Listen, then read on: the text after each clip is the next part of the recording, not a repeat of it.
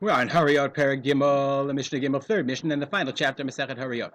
Chatu ad shelo nitmanu v'achar kan yimanu. We're talking about the Nasi and the Kohen Mashiach. The Kohen Mashiach and the Nasi, remember, have specific korbanot that they bring for their sins. Okay, the Kohen Mashiach brings a par, and the Nasi brings a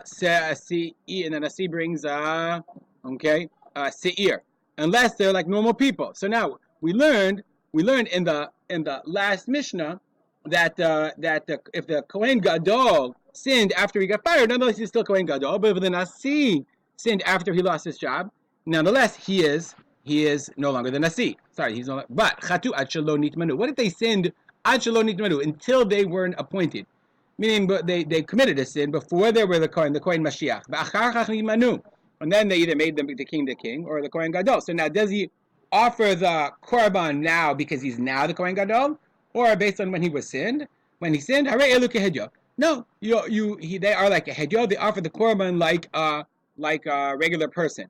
Shneimar, as it says, "Banasi asher nasi yachta." If a nasi should sin, shechata shu nasi. You're talking about a case where he sinned when he was the nasi. Same is the same case in the Kohen Mashiach. So if they sinned before they were the Kohen Gadol, and then they became the Kohen Gadol, he brings a korban like when he would like a normal person, like hedyo. Rabbi Shimon says, "Im no dar lehem ad shelo nitmanu." He committed a sin, but he didn't realize he committed the sin, and then he found out about the sin ad shelo nitmanu after they were appointed. Okay, if they found out ad shelo nitmanu before they were appointed, chayavin, then they're chayav to bring the korban. What korban? Like the hedyo, but umisha nitmanu, if they committed the sin before they were appointed, then they were appointed. But then they found out the yedi'ah was after they were appointed, then they're pturin. Because Rabbi Shimon has a special din. Rabbi Shimon learns out, okay, that you have to have chet v'yedi'ah gam yachad. You have to have the same halachic status of sinning and also knowledge of the sin together. So therefore, if they know before they're appointed, then the sin and the knowledge came before they were appointed. Therefore, they're the chayavin, like a hedyot. But if the knowledge came afterwards, then the sinning and the knowledge are separate. And therefore, they're exempt from the korban. That's the opinion of Rabbi Shimon.